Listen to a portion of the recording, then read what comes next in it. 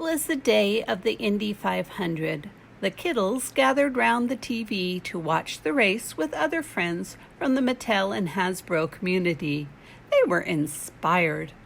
"Let's have a race of our own at the Kiddleopolis Raceway Park," exclaimed Bunsen.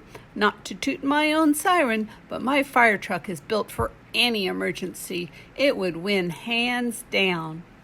"My cage may be tiny, but it's got wheels that blaze faster than anything you can put out," bragged Little Lion. "Pram can go super fast on a steep hill," claimed Baby Little. "My wagon can round corners faster than anybody's business," said Biff. "Ha! My information booth would win by a nose," voiced Misinformation. Cinderella Storykin added, "My pumpkin is completely natural and environmentally sound." Through all of this, Babe Biddle sat quietly, listening intently, taking in the claims and boasts, but not adding to the conversation. "Many pardons, Earth Kiddles," piped Purple Glurple, "but my spaceship is not limited by your gravitational pull. I would win in a nanittle second." "My plane is much more aerodynamic than that old dome chrome you fly," yelled Windy. "Whoa, whoa, whoa, Nelly Niddle," interspersed Calamity. "If we're gonna do this thing, we need some rules. Wheels on the ground only." It was put to a vote, and all the Kiddles agreed. The race was to be held in October, when racing conditions were to be optimal and most of the community could attend. And, to be fair, members of the Storybook and Upsy Downsy community would be invited to participate. Racers would be Bunsen Bernie, Little Lion, Baby Little, Biff Boodle, Misinformation, Cinderella Storykin, Windy Flittle, Purple Glurple, and lastly, Babe Biddle. There was much commotion as the participants set about the business of preparing their vehicles for the race. Babe quietly took stock. Bunsen's fire truck was heavy and wonderful in an emergency, but was not built for speed. Little Lion's cage was definitely fast, but it was also small and would have to work harder to keep pace.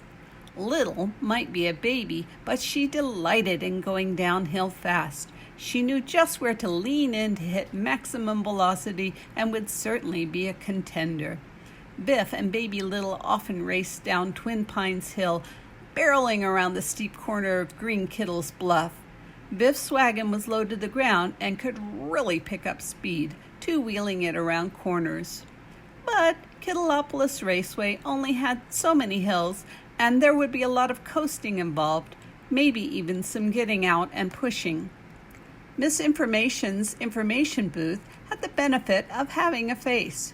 She had quite literally won by a nose in a photo finish on several occasions, but the flag on the front of her vehicle added drag and would most assuredly slow her down. Cinderella's pumpkin was both green and environmentally friendly, something that all modern Kiddles took pride in. As Windy had already noted, Purple Glurple's ship had a dome.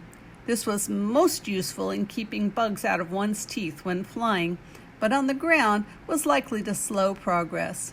In contrast, Windy's plane had an open top and a small screen.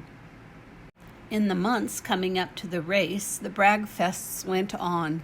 Stories about wheeled conquests grew bigger and more fabricated, but Babe remained quiet and kept her nose to the grindstone. She refitted her wheels, switched out her windshield, and converted to a natural fuel.